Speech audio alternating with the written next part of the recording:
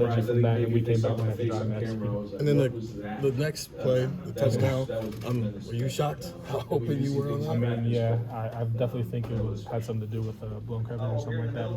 But other teams they don't take advantage of that opportunity, and we're a team that does. So you kind of joked about the Jamar Chase, Justin Jefferson thing with you and Marvin in the past. Now you guys have clearly established yourself both 100 yards. How do you two complement each other in this offense? For me, that wasn't really a joke. I was dead serious. Like that's a goal that we had, not like modeling after those guys, but being kind of like a 1-2 punch type thing that you see like with so many dynamic receivers, and just being able to go out there and play with one of my best friends that I have in life is something that's really special to me. Are you ever, again, another shocked question, are you ever shocked when you see Marv make a catch like he did on that touchdown where he kind of caught it at his ankles? I mean, I might have been shocked if I didn't see it in Tuesday practice, you know what I'm saying? So it's something that's an everyday occurrence.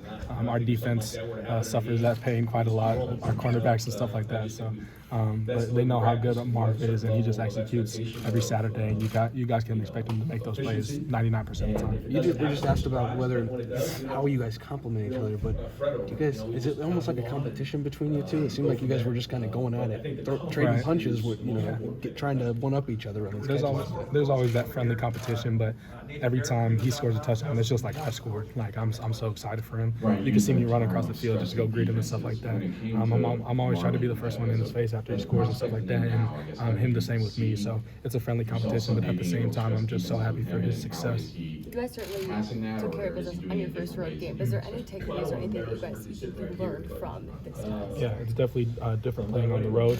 One thing you got to be key of is the crowd and the noise and stuff like that. So in practice this week, we spent a lot of time with background noise and stuff like that, making sure we were able to communicate a lot and just stopping the run and running the ball. That's something that's big on the road, and we did that tonight. I think they had like 5 rushing yards or something. You got to ask this week how many plays are Jackson plays, which obviously why we're asking that question. But it seemed like even without Jackson, with some of the stuff you guys are running today, he's pulling that out anyway.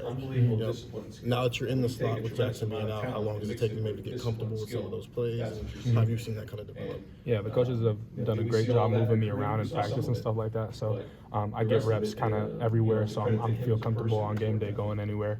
And, Jackson's going to be able to execute just as good as the next person on any of those plays. But, we don't really call him for personnel per se. Sometimes we do, but the coaches have a lot of trust in everyone they put on the field. So no matter who's in, we're going to call that play. I know you're not going to give away any of the playbook, but, with some of this stuff, when you get the playbook and you're looking at it and you're installing it, are you ever just kind of like a little geeked up about some of the plays? For sure. There's some plays that I know might hit big. There's some plays that I have a suspicion that have a good chance of scoring that week. But, on game day, you never know. Sometimes it never really pans out that way. Like, I'm not expecting to score on that broken coverage for 70 yards, But just being able to execute whenever you don't know where the ball is going is something that's really big. When you guys are doing some of the more creative stuff today, whether it's getting you the ball on a handoff or some of the stuff like that to serve, the play fakes and stuff, like, is there any give and take during the week with you guys as players and the coaches about how that stuff feels, whether or not you think you can execute it? Like, how much do they involve you in those discussions when you draw that stuff? Yeah, in the early stages of practice, we get reps taking handoffs and stuff like that from Caesar just to make sure we're comfortable getting handoffs in the backfield and stuff like that, and we run those plays a lot. If we don't feel comfortable with them, they just get taken out of the game plan. If we do feel good about them, then we'll keep them. Did it feel good for you guys offensively to last week? You guys ran the ball really well, but didn't put up all the passing yards and touchdowns you would normally through the air. Did that feel good today? Yeah, I mean, it always feels good, especially when, your Heisman quarterback is launching the ball like he does. But at the end of the day, if we put up more points than the other team, we're happy no matter how we get those points. He's done this a couple of times. I'm sure 6 touchdowns. Yeah.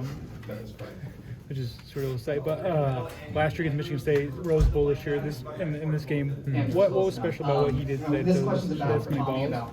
It's hard to say what's special about CJ. Like, every day is something special that I get to see personally firsthand. Just his maturity level with the game and just never getting frustrated. He has such a level head on the field.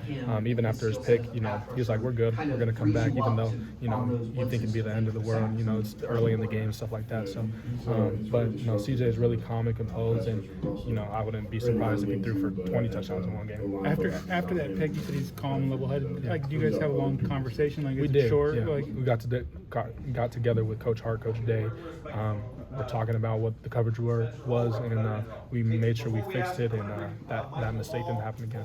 What did you see on that play, and what did he tell you he saw that was the miscommunication there? It was just it was supposed to be a hitch route. But the hitch converts if it's press, and he was pressed, and I did see him bail, but he bailed really slow. And if you watch the replay, I did have a step on him, but that's not something CJ's anticipating. So we just got to be on the same page and working through those kinks out in practice. You know, after a play like that, everybody in the press box is looking through the binoculars just to make sure you guys aren't yelling at each other on the sideline. Right? Yeah. I'm like, you guys are just handle your business in that situation. Absolutely. You have to handle it professionally. You can't lose your head. You can't get mad at your teammates. Once you start getting mad at your teammates, a whole bunch of other things are going to fall apart. That happens sometimes. Exactly. I mean, you've seen that before, Yeah, right? absolutely. Where guys get hot in the moment. Why are you guys calm about it? Why are you guys business about it? I feel like it just goes back to CJ's maturity level. You know, I see that play happen, and I kind of look at CJ. You know what I'm saying? Because he's our quarterback, he's our leader, and stuff like that. Heisman contender, and I just look at him, and I see his cool, calm collectedness, and it kind of just passes on to me, passes on to the rest of the team. We don't lose our cool. We get to the drawing board and figure out what went wrong. You guys make a lot of spectacular catches, but it also seems like this receiver group, you make the routine catch. Yeah. Right? How big a deal is it, like, not dropping a 2nd and 7 ball for a first down? Because again, you see, like, that's, I don't know, it's not that it's underrated, but how important is that for this offense to keep rolling, that you guys catch what you're supposed to? A big soundbite in Coach Hart's wide receiver room is make the routine plays routine. So just making those easy plays that you know you should have, great eye control and stuff like that. And you know, a lot is riding on every pass because you never know which snap is going to be your last. So we try to treat every ball, you know, be aggressive towards it, go get the ball, don't wait for it to come to you. And you know, normally when we do that, good things happen. Along those lines, I don't remember you dropping a ball there. When that happens, you just lose sleep over that. Or like, is that what you kind of focus on? Like, what happened there? Because it just never happens. It takes a while to get out of my mind. You know, it's something I'm always tracking and stuff like that. But you know, I hope to keep going on the streak that I am. Do you remember the last one, if there was one? There was one that was contested in. What game was it? It was like week 1 or 2. End zone? It wasn't end zone. It was like a contested hitch route, and I kind of just was trying to get upfield too quick. But I don't know if that was a drop or a PBU or something like that. But that's something I'd like to have back. Is that a you thing? Because I remember we're sitting there asking you about the muff punt, and before the question even gets done, your whole face just turns. You're hot about it. Yeah. Is that constantly been a thing for you? Like when you make mistakes, you're a little bit more frustrated by it than maybe most people. Yeah, I mean, something that's always been hard for me and that I've been working on just with my mental game and stuff like that is, you know, the next play mentality and moving on. And so that's something I've always struggled with is, you know, that negative plays are something that linger with me. But, you know, being around the guys that I'm around and all the coaches, they help me get my head right and, you know, realize that not every mistake is the end of the world and you can come back stronger because a younger me, maybe a high school me, would not have come back and caught that 70-yard touchdown after that. So that can knock you out. Like, not now, but when you were 13, 14 years old, it used to knock you out. Is it drop a mental mistake, though? Absolutely. It is. Yeah. I expect to catch every ball, no matter if it's a two-finger catch. If I didn't focus on the point of the ball going in between my fingers, it's a drop. You touch, you should catch it. Exactly. What if you guys got a CJ being so cool? Is he always like that? Or are there times maybe in the off season where he is a little bit more hot? Yeah. I feel like CJ is more, I don't know if I would call it hot-headed, but he's more eager to fix the mistakes in practice because, you know, in the game you never want to blow up on your teammates, but in practice it's really serious and you want to make sure you get those reps because those are the reps that are going to translate in the game. So he's always pumping us up in practice and stuff like that and making sure, you know, we know our job description and we're able to execute. So what does a mad CJ Stroud of those receivers look like? I wouldn't say he gets mad at us, but he's always looking to get the rep again. He's like, you miss that ball, you can bet we're getting it after practice. Does it bother you when fans or media or anybody picks you or this team, or do the coaches nitpick you more than we ever could? is, I mean, in terms of getting criticized over little things. I mean, you're winning by 30, 40 points a game, and yet, you know, you go to a meeting and it's like, you guys suck in this area. Right. How does that feel? I just feel like with the goals that we have, we can never be angry at nitpickers and stuff like that. And I don't feel like it's the coaches that nitpick. I feel like me personally, in my mindset, and I know I can speak for all the receivers that we're just perfectionists. You know what I'm saying? And I'm sure that Marvin, even on one of his touchdown catches, he's like, "Oh, that could have been a better release. That could have been a better route."